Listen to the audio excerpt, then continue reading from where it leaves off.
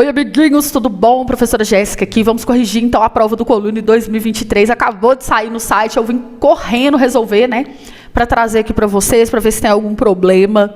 Enfim, vou dar minha opinião sobre a prova. Achei a prova fácil, sim. Aí os alunos vêm, né? Aquela, ai, meu Deus, eu fui mal, professora, achou a prova fácil. Eu tô falando de matemática, tá? Eu nem leio as outras provas, nem leio. Eu pego a prova de matemática e finjo que nada no mundo mais existe. Eu fiz a prova aqui, eu achei muito fácil. Gente, foi impressionante como coisas que eu falei na revisão do Cefet caíram nessa prova, né? Eu falei sobre aquelas questões de conjunto, de subtração, né? De operações de conjunto, mas para você ver na figura, caiu isso.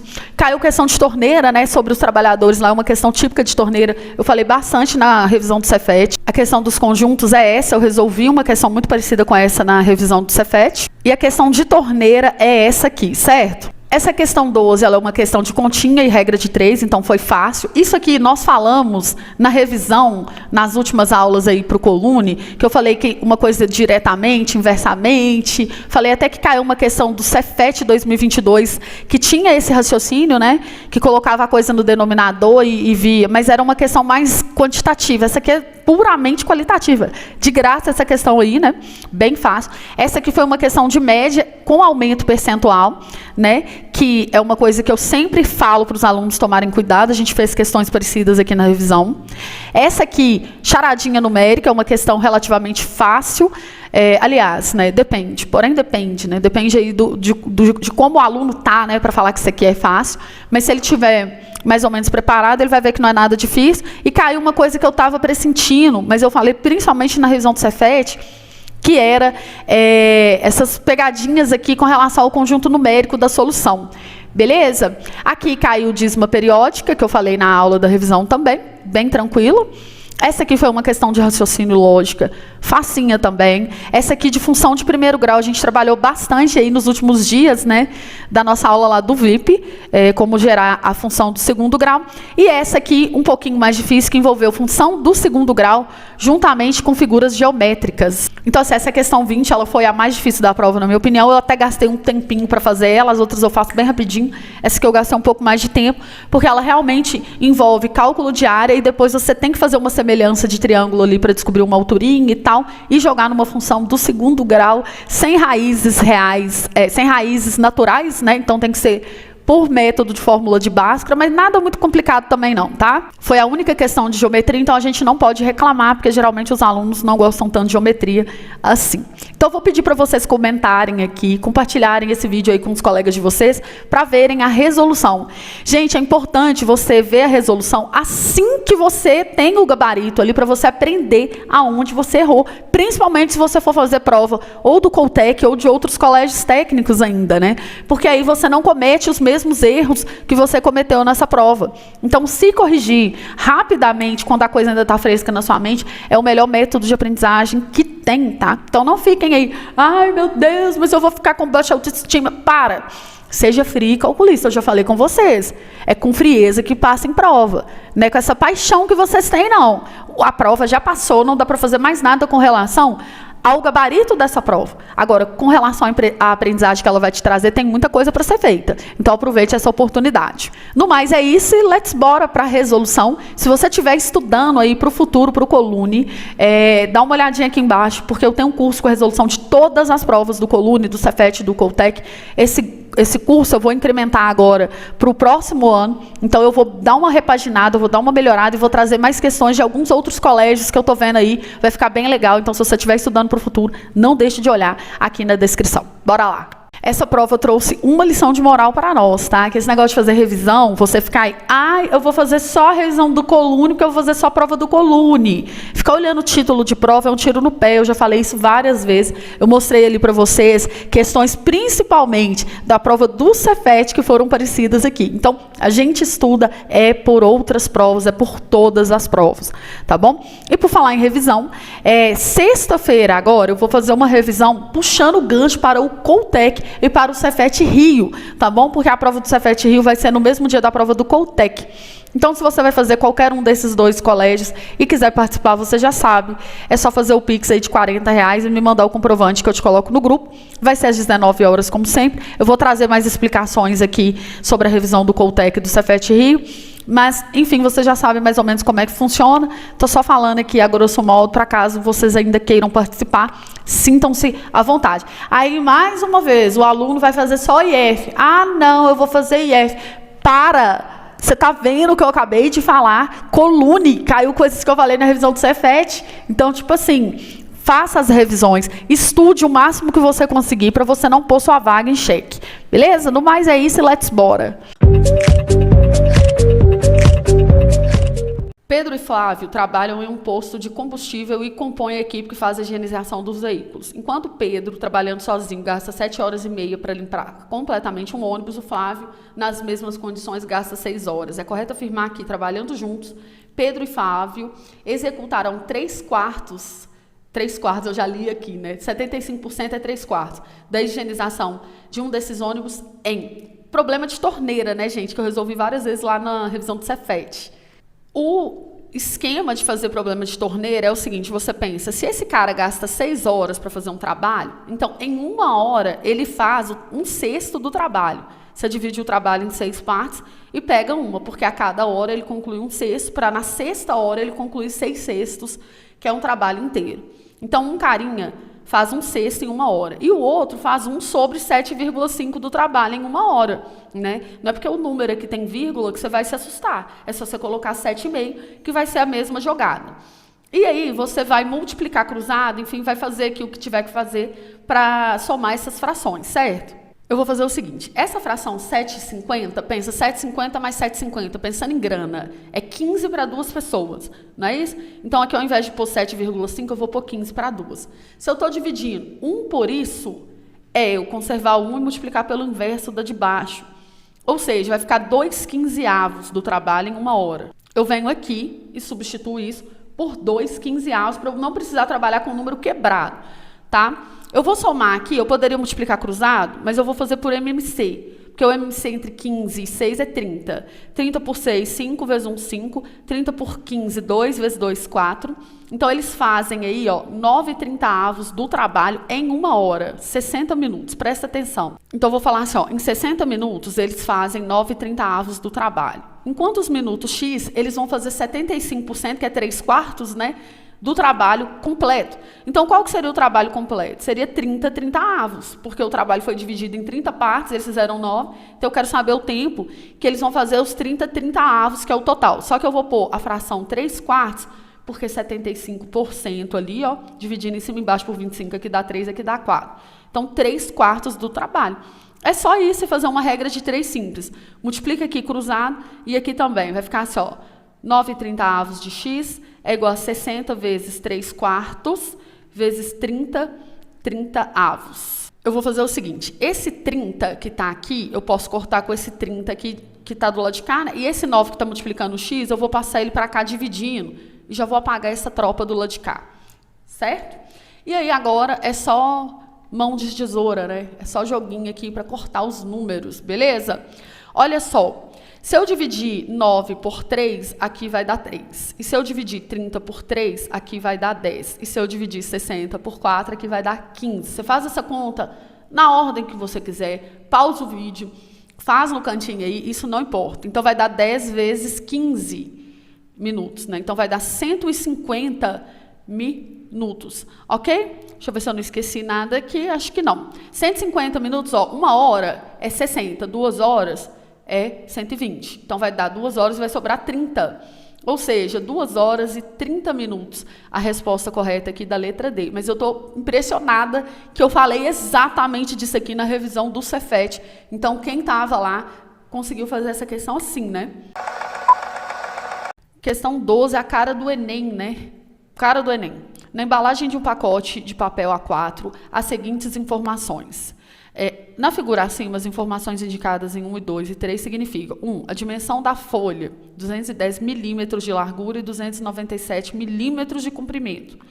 Cada folha possui uma densidade de 70 gramas por metro quadrado. Aqui ele deu em milímetro, cuidado, tá? E esse pacote possui 500 folhas. É correto afirmar que um desses pacotes inteiramente preenchido e lacrado pesa em quilogramas aproximadamente. Pensa comigo aqui no que nós vamos fazer. Nós vamos pegar todas as folhas e multiplicar pela área de cada uma delas, pela área. E a área eu vou multiplicar pela densidade, porque se a cada metro quadrado eu tenho 70 gramas, então pela área de todas as folhas eu multiplicar pela densidade, eu vou ter a quantidade de gramas do pacote inteiro. Só que antes de eu fazer isso, eu vou lembrar o seguinte, aqui tem milímetro, e aqui ele deu a unidade aqui em metro quadrado. Então eu vou sair daqui e vou vir para o metro, eu vou andar 1, 2, 3 casas. Então ao invés de 210, eu vou escrever 0,210, que eu vou andar 3 casas, não preciso pôr esse zero aqui. E aí aqui, ó, 0,297. Quando eu faço isso, eu multiplico 500 por esses dois números aqui, isso aqui é a área, né? Eu vou ter como se fosse assim, a área de todas as folhas juntas, ok? E aí multiplicando pela densidade de 70 gramas por metro quadrado, eu vou ter o peso, né, digamos, a massa de todas as folhas, só que em grama, porque aqui está 70 gramas. O que eu vou fazer para corrigir isso? Eu vou dividir por 1000 para transformar em quilograma, porque grama para quilograma você divide por 1000. Então, vamos recapitular. Eu pego todas as folhas, multiplico pela área de cada folha, depois eu multiplico pela densidade, que está em grama, por metro quadrado. Isso aqui já está em metro quadrado, então fechou. Só que aqui, como esse 70 está em grama, para transformar em quilograma, eu divido por 1000. Esse é o jeito mais rápido, é o jeito que eu treino os meus amigos para fazer, os meus alunos, amigos, né? Amigos, para fazer questões no Enem. Porque é claro que 99,99999% das pessoas vai fazer isso aqui com 500 regras de 3 e não tem necessidade, você fica gastando seu tempo à toa. Então, por isso que eu falo com vocês, quando a gente arma uma fração só, a gente consegue livrar da maioria dos cálculos, é bem mais fácil. Tá? Porque em uma fração só, você já vê as divisibilidades, ele corta tudo e não faz nenhuma conta desnecessária. Se você ficar fazendo regra de 3, aí você vai fazer um pouquinho mais de conta, vai dar um pouquinho mais de trabalho, vai gastar um pouco mais de tempo. Isso no Enem é primordial, principalmente, tá? Então, o que eu vou fazer? Eu vou simplificar aqui, ó, esse 1000 por 500, que vai dar 2 aqui para baixo, certo? E aí eu vou, por exemplo, deixa eu ver se compensa. Eu posso dividir 70 por 2, que vai dar 35. Então, aqui, o máximo de trabalho que você vai ter que fazer é multiplicar 35 por 0,297 por 0,21. Eu vou fazer essas contas aqui no off, ok?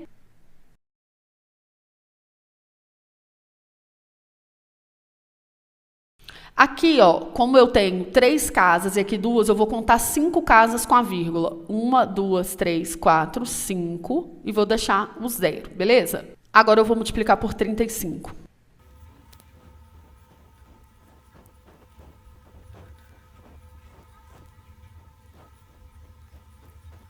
Aqui, como eu tenho 5 casas com a vírgula, eu vou andar 5 casas aqui. Então, 1, 2, 3, 4, 5, fica 2,18 aproximadamente.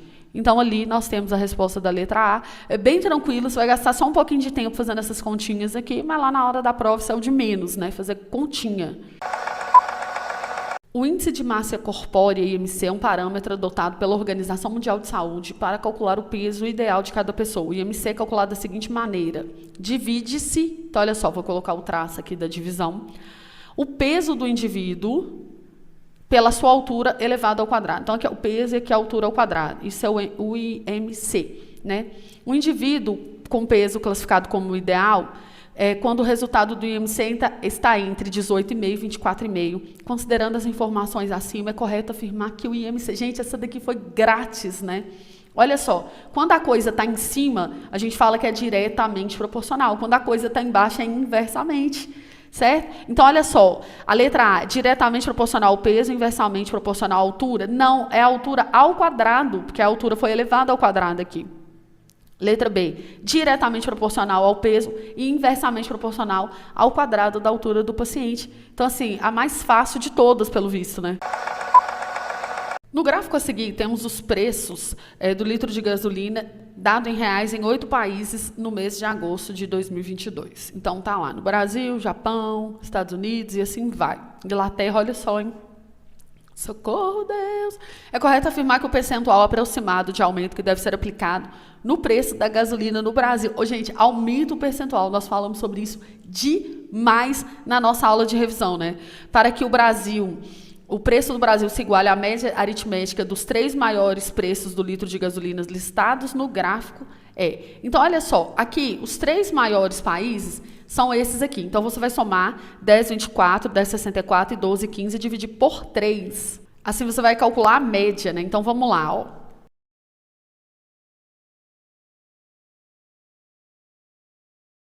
E aí, você vai dividir por 3, vai dar 11,01, certo? Agora, você vai pegar o preço no Brasil, que estava 5,89. Você vai multiplicar isso por um aumento percentual X e você vai chegar a esse 11,01, que é o preço médio desses 3 países mais caros aqui. Então, o que a gente tem que fazer em tese? Peguei esse 5,89 e passar para lá, dividindo. Passei para cá, ó. Agora você pode fazer essa divisão aí. Eu vou fazer aqui no 7x de velocidade. Apaguei aqui 2 vírgulas e aqui também. E agora eu vou começar a fazer a divisão.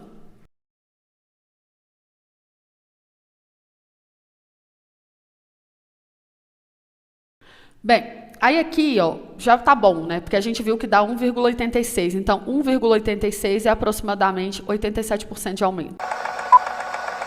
Mais uma questão que a gente falou um pouco ali na aula sobre essa questão de fazer uma pegadinha com o conjunto solução das equações, né? Isso aqui vai ser sobre isso. A raiz quadrada da diferença entre o dobro do número real x é acrescida entre a soma. É acrescida da soma entre menos 2 e o triplo de x. Então, vamos dar uma pausa aqui. Ele falou o seguinte, a raiz quadrada da diferença, ou seja, o sinal de menos, entre o dobro de um número real x, ou seja, 2x e 1, menos 1, é acrescida. Quem é acrescida? É a raiz quadrada. Então, do lado de fora aqui, você vai pôr um sinal de mais, entre a soma entre menos 2 e o triplo de x. Se eu falar entre menos 2 e o triplo de x, é a mesma coisa que eu falar triplo de x e menos 2. Só vou deixar o 3x na frente aqui, beleza? O resultado, então, quando você fizer essa conta, você vai dividir por x. Eu vou fazer na divisão armada aqui, que vai ficar mais fácil da gente entender. Obtendo o quociente 3. Então, a resposta aqui é 3. E o resto da conta vai ser 1. Então, ele quer saber qual intervalo que pertence o x. Só que aí, preste bem atenção. O x aqui não dá para a gente testar a alternativa, porque não foi um valor único, ele deu um intervalo, então você vai ter que resolver essa conta, beleza? Aqui, o que dá para a gente fazer, né? A gente multiplica, ó, o quociente pelo divisor e soma com o resto para chegar no dividendo. Se você não tivesse essa sacada, você fazia uma conta de divisão e vê como é que funciona, ó. Por exemplo, aqui vai dar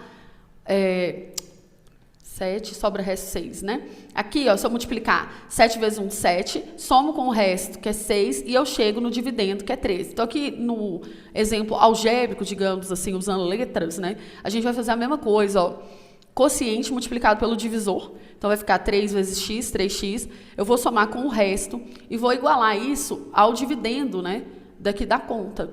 Para voltar nele, a gente pega esse macete aqui, esse macete não, né, essa regra. Você multiplica quociente vezes divisor e soma com o resto que você vai ter o dividendo. E agora é só resolver uma equação aí racional, né, bem tranquila, nada demais. Ó. Se eu pegar esse 3x aqui e mandar ele para cá, ele vai cortar, certo? Então, eu vou sumir com ele daqui de uma vez, qualquer coisa você vai pausando o vídeo aí, tá, amiguinho? Pronto. Esse menos 2 eu vou mandar para o lado de cá, só que aí ele vai somar, ele vai vir positivo, né? 2 positivo mais 1, 3. Ok? Eu vou levar a equação, os dois lados ao quadrado, porque aí eu sumo com essa raiz quadrada. Então, aqui vai ficar 9. A raiz quadrada vai cortar com o quadrado, e eu vou ficar com esse 2x menos 1 aqui. Esse menos 1 eu vou mandar para cá somando. 1 mais 9, 10. Então, aqui, ó, eu vou ficar com 10 do lado de cá. Se 2x é igual a 10, cada x vale quanto? X vale 5. Só que agora a gente vai ter que interpretar qual alternativa vai ser a correta. Ó, a letra A não pode ser. Por quê? Porque o sinal de igual não pegou no 5 ali, tá vendo? E é idêntico a 5, então não pode ser. Quer dizer, do 5 para frente. Tá? Esse intervalo aqui, como pertence aos naturais, seria o 6, 7, o 8 e o 9, porque o 9 tem um sinalzinho de igual, agora o 5 não pega, não pode ser ela, tá bom? X pertence aos inteiros, tal que x está entre menos 2 e 3, não. Por quê? Porque é 5 e 5 está lá na frente, na reta numérica. Letra C, x pertence aos racionais, que é o quê, né? Os fracionários. E ele está entre 2 e 7, correto. Tá? Porque o número 5 é um número racional, né? Ele é 5 sobre 1, ele é a fração 5 sobre 1, se você quiser pensar dessa forma. Então, ele é um número racional, tá? Correta, letra C. Agora, a letra D, por que ela está errada? Ela fala o seguinte, x pertence aos reais menos os racionais. Os reais é tudo isso. Se você tira os racionais, você fica com essa parte aqui, ó, que seria os irracionais, né? Os reais, que é o R, menos os racionais, é os irracionais. E 5, ele é racional e não irracional. Ele até estaria dentro desse intervalo aqui, ó, mas não para esse conjunto, tá? Então, por isso que não é a letra D. Você tem que prestar muito bem atenção nos conjuntos que estão pré-estabelecidos. Eu lembro que eu tinha falado isso aqui, principalmente na aula do Cefet. Eu falei assim, eu estou com um pressentimento que eles vão fazer alguma pegadinha com relação a conjuntos numéricos, a intervalos ali, né? Então, quem assistiu essas aulas aí do Cefet vai lembrar que eu falei disso. Então, aqui, letra C, beleza? Bem, uma questão aqui que a gente tinha conversado sobre isso no dia da revisão, que era frações geratrizes, enfim, operar com números racionais, né?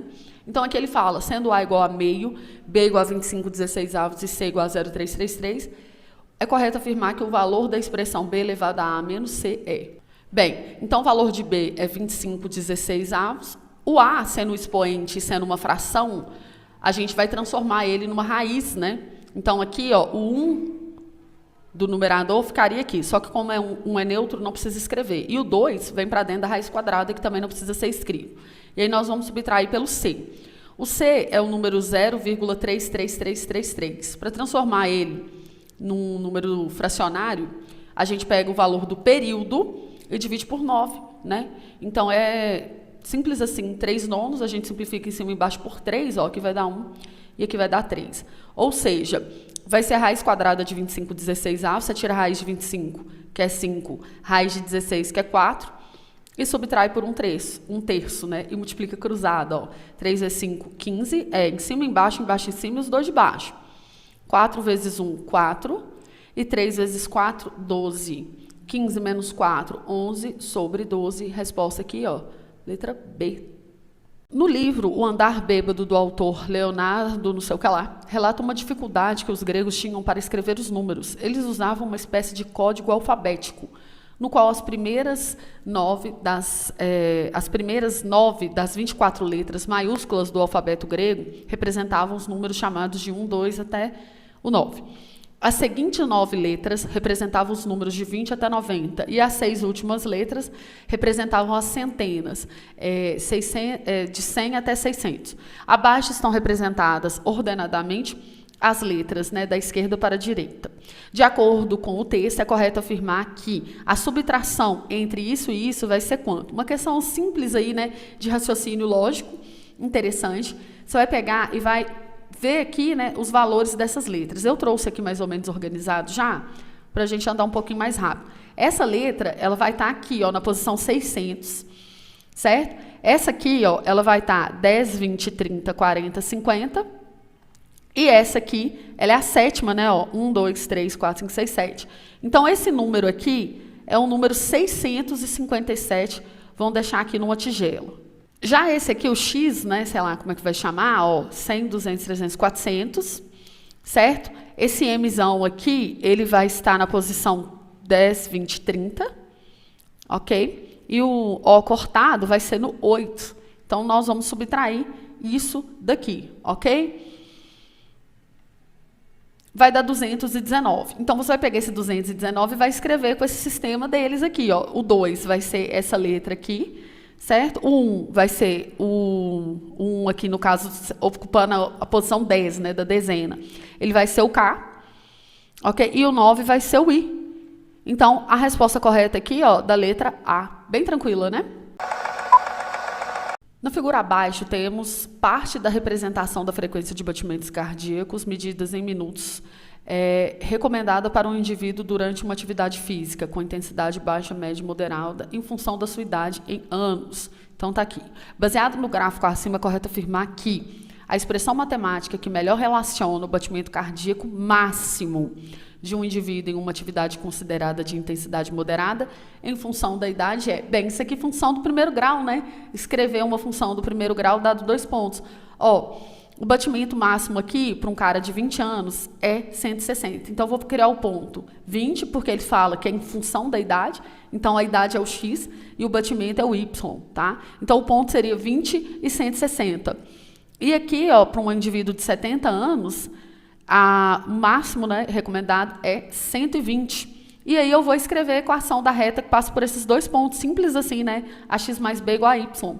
AX mais B igual a Y, então coloca X no lugar no lugar do X, você coloca o 20, fica 20 vezes A mais B é igual a 160, que é o Y. E aqui, 70 no lugar do X, fica 70A mais B é igual a 120. Eu vou subtrair a de baixo pela de cima aqui, certo? Ou multiplicar de cima por menos 1 e somar é a mesma coisa. Vai ficar assim, 70A menos 20A, 50A. B menos B corta. 120 menos 160 vai dar menos 40. E eu vou passar esse 50 para lá dividindo, cortar um zero. Aí pensa o seguinte, R$4 para 5 pessoas dá 80 centavos. Então, o nosso A, em forma decimal, ele é menos 0,8, né? Então, aqui já indica que a B e a D você vai cortar. E agora você substitui esse A em qualquer uma das equações. Eu vou substituir na primeira, mas eu vou substituir na forma de fração, tá? 20 que multiplica menos 4 quintos, mais B é igual a 160. E aí, olha só, se eu dividir 20 por 5, vai dar 4. E 4 vezes 4 aqui, 16. Negativo, só que manda para lá positivo. Então, vai ficar B igual a 16 mais 160, que é 176. Portanto, a resposta aqui correta é da letra A. Uma outra forma de fazer isso aqui era testar as alternativas, né? Tipo assim, aqui é o I de idade. Então, se você pega 20 anos e joga aqui, vai ficar 0,8 negativo vezes 20. Isso aqui dá menos 16. Não é isso? Então, menos 16 mais 176 vai dar exatamente 160, que é o batimento máximo aqui que foi dado, ok? E se você jogasse os 70 anos no lugar do I, ia ficar menos 0,8 vezes 70. Isso aqui dá 56, né? Porque 7 vezes 8 é 56. Então, menos 56 mais 170, quando você... menos 56 mais 176, aqui, quando você fizer essa conta, vai dar 120, que é o que fala aqui. Então, é uma questão que, mesmo sem você empregar ali o conhecimento de função do primeiro grau, se você tiver malandragem e substituir os valores, você acha ela, né? Considere os conjuntos não vazios, COL e suas respectivas representações geométricas. É correto afirmar que a área achurada da figura abaixo pode ser representada por... Bem, eu trouxe uma aqui para a gente poder rabiscar e ir olhando aqui e ver qual dessas que vai dar para ficar mais didático para você entender todas as alternativas, tá? Olha só, se eu fizer C união L primeiro, C união L é eu pegar tudo do C e tudo do L. Beleza. Aí eu vou tirar aquilo que está no O. Então, essa parte aqui que pertence ao O, eu vou tirar. Essa é a resposta da letra A.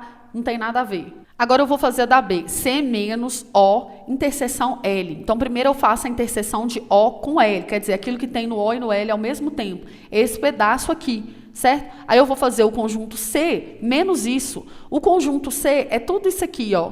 Conjunto C é tudo isso. Aí eu tenho que tirar essa partezinha que eu colori primeiro. Então, a representação da letra B é essa, nada a ver também, né?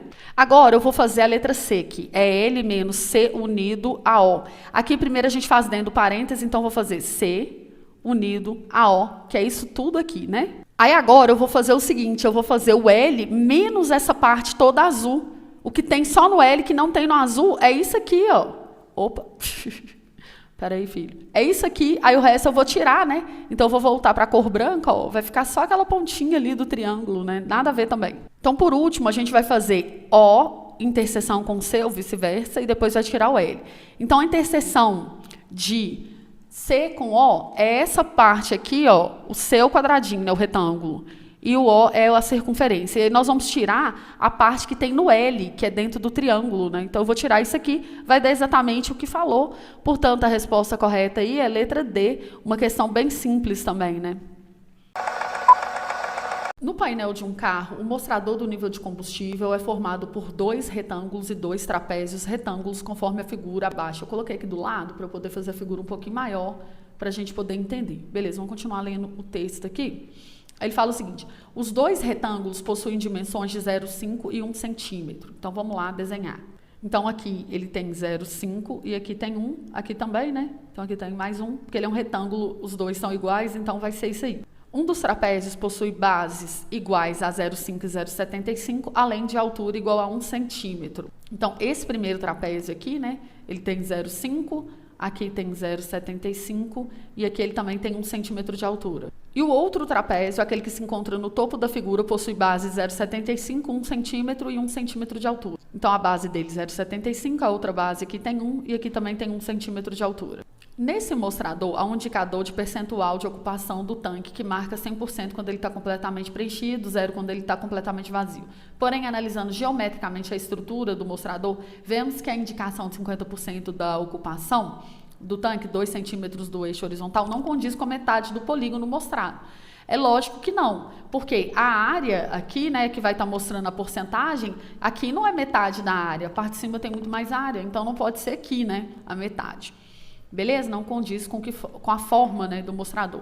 É correto afirmar que a indicação de 50% de ocupação do tanque deveria estar uma distância em relação ao eixo horizontal igual a, né? Então, qual que é a altura que deveria estar aqui? E se a gente precisar usar ali as raízes, ele deu os valores, né? Daqui para cá, qual que vai ser a altura? Vai ser um pouco mais aqui, né? Então, vamos lá. Primeira coisa que a gente vai fazer é calcular a área dessas figuras aí para a gente ver qual que é o 100% para saber qual que é a metade da área. Então, pensando no retângulo, que eu vou tratar isso como um retângulo só, tá? Nós temos um retângulo de 2 de altura e meio de largura. Então, ele tem a altura 2 vezes 0,5. Mas, agora eu vou fazer a área desse trapézio. Lembrando que a área de trapézio é Bzão mais Bzinho vezes H sobre 2, né? Então, o Bzinho é 0,5, o Bzão é 1, que é lá em cima, né? Dividido por 2, que é a soma das bases, dividido por 2, vezes a altura, que também é 2, que eu estou pegando aqui todo. Então, eu corto esse 2 com esse 2, e aí eu tenho 2 vezes meio é 1, né? Mais 1,5, porque é 0 mais 0,5 mais 1. Então, mais 1,5 é 2,5. Ou seja, 2,5 é a área total da nossa figura. Como eu quero 50%, se eu dividir 2,5 por 2, eu vou ter 1,25. Então, eu quero saber o seguinte: qual que vai ser a altura aqui, que eu vou pegar essa área aqui, e vai ter 1,25 de área, porque é metade da área que corresponde a 50% do tanque, né? Então, aqui que está a questão. Então, você vai pausando o vídeo, vai fazendo devagar para você entender, tá? Porque essa questão aqui, ela é a mais dificilzinha da prova, digamos assim. Então, vamos pensar o seguinte: eu posso muito bem pensar que aqui eu já gastei 1 de área, então, o que me interessa mesmo, o que eu preciso descobrir, é a altura que vai estar aqui desse trapézio, que vai ter o resto, que é 0,25. Então, olha o que eu vou fazer. Eu vou pegar esse trapézio e vou dar um zoom nele, ok? Vou trazer aqui para baixo. E aí eu vou refletir o seguinte: eu quero uma alturinha aqui, X, que eu vou descobrir, certo? Que o volume não, né? A área desse trapéziozinho pequenininho aqui, ó, ele vai me dar aqueles 25, 0,25 que falta, porque eu sei que esse 1 aqui já está ocupado pelos 2 retângulos. Aí, quando eu calcular esse xzinho, eu somo com esses 2 aqui para poder falar a qual a altura do eixo horizontal. Bem, eu fiz uma reflexão aqui e eu vou dividir a área desse trapézio em um quadradinho, né, retângulo, na verdade, e um triângulo, ok? Deixa eu dar um pause aqui. Dei pause porque estava uma barulhada danada. Então, vamos pensar o seguinte aqui, ó. Eu transformei esse trapézio, que a gente vai precisar calcular a altura dele, que vai corresponder a 0,25, num retângulo e num triângulo. O retângulo, ele tem a base 0,5 vezes a altura x. Então, 0,5 vezes a altura x. Mas, agora eu preciso saber a área desse triângulo. Aqui eu vou precisar fazer uma relação de semelhança de triângulo, por causa do seguinte: esse trecho aqui, como tudo era 0,75, e daqui até aqui, que é a base, mede 0,5, então aqui mede 0,25. Então, eu preciso saber, né, essa largura e essa altura do triângulo para eu poder calcular a área dele, correto? E eu já sei que a altura dele é a x, porque é a mesma x aqui do retângulo que eu dividi. Só que eu preciso saber esse comprimentozinho aqui.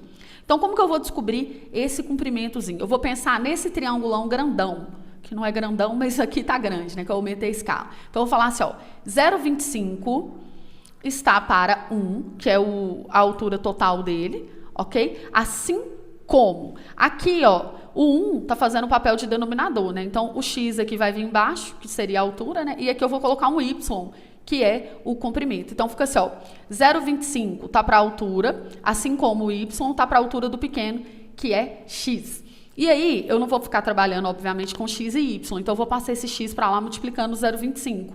Então, esse comprimentozinho aqui, ele é 0,25x, ok? Então, qual que vai ser a área do triângulo? Vai ser 0,25x, que é, vamos dizer assim, a largura aqui, e aqui a altura. Então, 0,25x vezes o x, que é a altura, dividido por 2. Então, quando eu somar esse retângulo, que é essa parte aqui, mais a área do triângulo, eu vou ter que ter quanto? 0,25, que é o que falta lá, né, para poder completar a metade do desenho, digamos assim, a metade da área. Bem, agora é só resolver a equação, tá? Se eu multiplicar aqui por 2, ó, vai consumir com esse 2 aqui embaixo. Então, eu vou multiplicar todos os termos por 2. Esse por 2 vai ficar 1x, esse por 2 vai cortar, vai ficar 0,25x ao quadrado, ok? E esse aqui por 2 vai ficar 0,5. Agora eu vou multiplicar por 4, porque aí aqui, ó, eu poderia ter multiplicado por 8 logo de cara, mas eu vou fazer em 2 passos para ficar mais inteligível. Aqui eu vou multiplicar por 4 para isso aqui virar 1 e eu não ter número fracionário na minha equação de segundo grau. Então, quando eu multiplicar cada termo por 4, esse aqui vai ficar 4x, esse aqui vai ficar 1, porque 0,25 vezes 4 é 1x, né? Então fica x ao quadrado. Certo? E esse aqui por 4 vai dar 2, só que eu vou mandar ele para cá já subtraindo de uma vez para poder resolver a equação pela fórmula de Bhaskara. Porque pela fórmula de Bhaskara, né, que eu sei que as raízes vão ser irracionais, então vai ter que ser fórmula de Bhaskara, soma e produto não vai dar certo. Então, x é igual a menos b, então vai ser menos 4, mais ou menos a raiz quadrada de b ao quadrado, 4 ao quadrado é 16, menos daqui com esse mais vai dar menos, com esse menos vai dar mais, do c aqui, né, e vai ficar 4 vezes 1, 4, vezes 2, 8. Tudo isso dividido por 2a, que no caso é 2, né? Isso aqui, ó, vai dar para a gente 24. Aí vamos refletir sobre o número 24. Eu posso escrever ele como sendo 4 vezes 6. Porque na hora que eu for tirar a raiz quadrada, a raiz de 4 é 2. E a raiz de 6, como 6 é 2 vezes 3, vai ser raiz de 2 vezes a raiz de 3. Certo? Porque quando eu tenho escrito assim, eu posso colocar todo mundo sobre o mesmo radical e multiplicar por dentro. Então, se eu tenho ele escrito assim, eu vou ter que fazer dessa forma. E aí vai ficar assim, ó. X é igual ao menos 4, mais ou menos o 2, vezes a raiz de 2, vezes a raiz de 3, dividido por 2. Porque ele me deu os valores de raiz de 2 e raiz de 3 no exercício. Então, vai ficar assim, ó. Aqui, esse cara é par e esse também. Então, eu posso dividir por 2 de uma vez. Aqui vai ficar menos 2 e aqui vai ficar 1, né? 1 é neutro, não precisa escrever, vai ficar só raiz de 2 vezes a raiz de 3. Detalhe, eu vou pegar só a versão positiva, porque esse x é uma altura. Então, essa raiz negativa não vai fazer sentido para mim, beleza? E aí você vai multiplicar a raiz de 2 vezes a raiz de 3, que ele deu no enunciado. Ele deu para ser usado, né? Então, vai ser 1,4, que é a raiz de 2, vezes 1,7, que é a raiz de 3. Dá 2,38. Então, vai ficar menos 2, mais 2,38. Quando você subtrair isso aqui, vai dar 0,38, aquela alturinha x lá. Então, essa alturinha aqui, x, ela é 0,38. Olhando no desenho, a gente já tinha uma altura de 2 aqui. 2 mais 0,38, quer dizer, quando eu tiver com isso aqui, mais ou menos, ó, aqui 0,38, desse ponto, que do chão até lá em cima é 2,38, tem que somar com esses dois aqui, a gente vai ter metade do tanque, né? Então, aqui, ó, a resposta correta é a letra C, 2,38, a questãozinha aí mais demorada da prova, né?